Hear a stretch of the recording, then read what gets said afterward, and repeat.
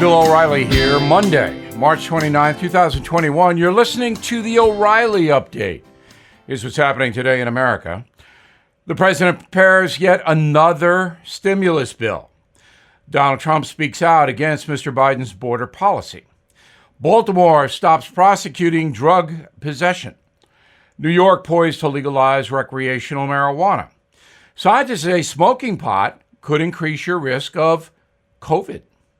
Also ahead, how do you think President Biden did at his press conference? But first, the president set to unveil yet another massive stimulus bill in Pittsburgh this week, this one focusing on infrastructure. The $3 trillion package, expected to include funds for roads and bridges, as well as addressing climate change and income inequality. If passed, a proposal would push new federal spending past $5 trillion in less than 3 months, which is unsustainable. Donald Trump saying he may visit the U.S.-Mexican border next week because Joe Biden's immigration policies are, quote, destroying the country. The number of migrants crossing illegally into the USA is up 100% compared to 1 year ago. About 95,000 people breached the border in March, and those were just the ones who got caught. City of Baltimore is suspending criminal charges for, quote, minor offenses. People no longer will be prosecuted for drug possession, even heroin, trespassing on private property. That means they can set up on your front lawn, traffic violations, and prostitution. Residents in New York preparing for the illegal sale of marijuana starting in just a few months. Lawmakers agreeing on last-minute details like who gets the taxes, how much pot people can buy at one time, and where the pot stores will be located. Shops in other states like Colorado prohibit the sale of cannabis near schools, churches, or senior living facilities, but in New York City, that's impossible because of the population density. Doctors now believe consuming marijuana on a regular basis could increase a person's risk of contracting COVID. Experts say the habit, along with smoking tobacco, makes the lungs more susceptible to the virus. In a moment, the Biden press conference. What's the deal? Right back with that. Are you looking for your next investment? Bill O'Reilly here. There are 7 reasons to look at the Nria Real Estate Development Fund.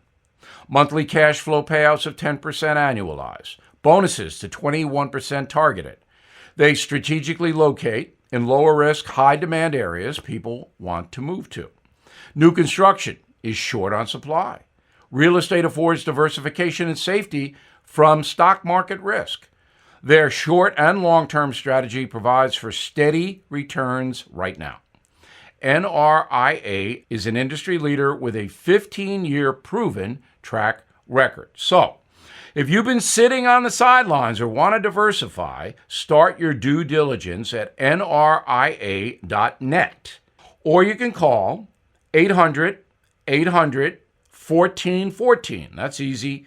800-800-1414.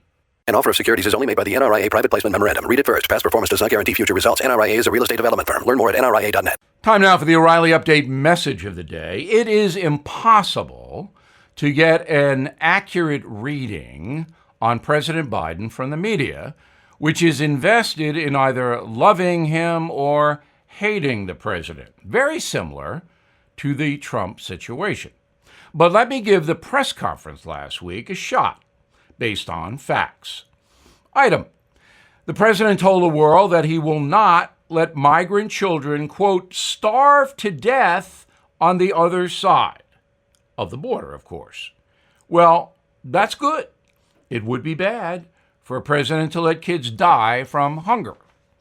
Mr. Biden then said, quote, no previous administration did that either, except Trump. Whereupon the White House press corps collectively nodded.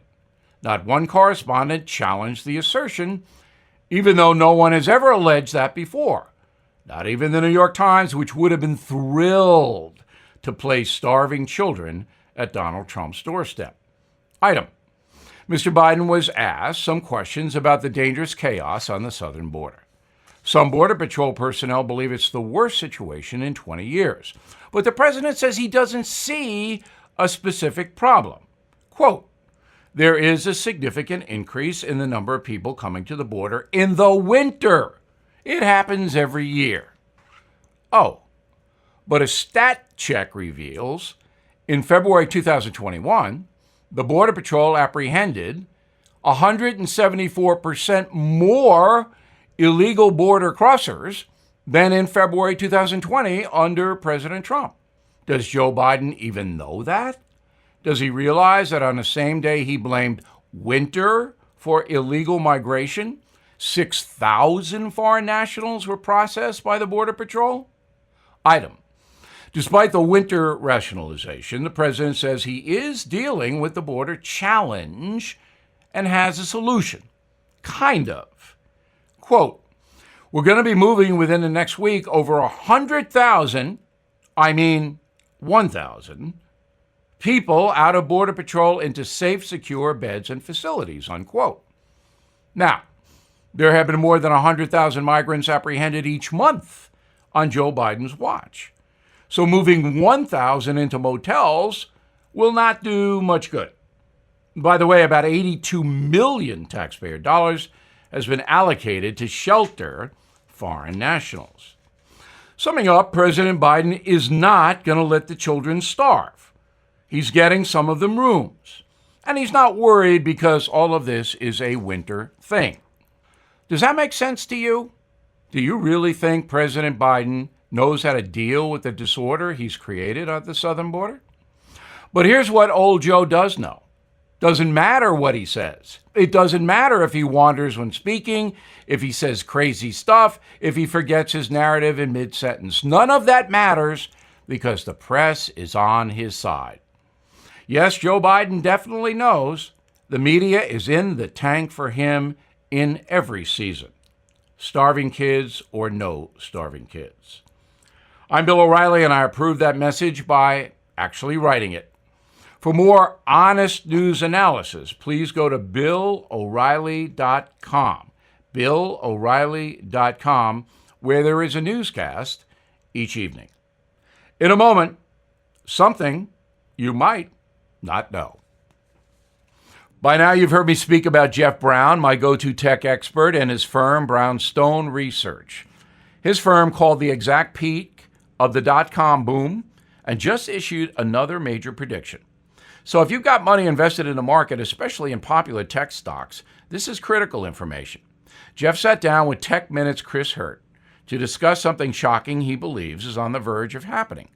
So you can watch that interview at bill5g.com right now. That's bill5g.com. Jeff's top-notch newsletter provides my listeners with research to let them know the best tech companies and the biggest market opportunities before they appear on Wall Street's radar. It's the only way to win in the market. Jeff's track record speaks for itself. He's recommended the number one tech stock of 2016, 18, 19, and last year, 2020. His subscribers have seen gains such as 432% and more, sometimes in mere days. Watch Jeff's warning at bill5g.com. bill5g.com. Now, the O'Reilly Update brings you something you might not know.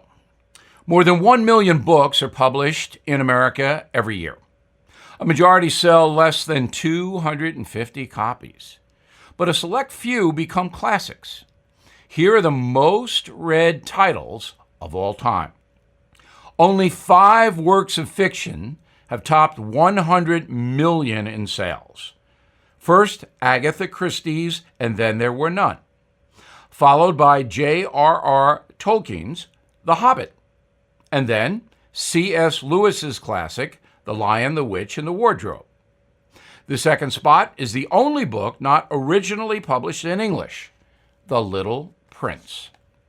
Number 1, no surprise, J.K. Rowling's first Harry Potter story. About 130 million copies currently in print. The entire series has sold 500 million books. Wow. Now for the nonfiction side. The stats are a bit smaller.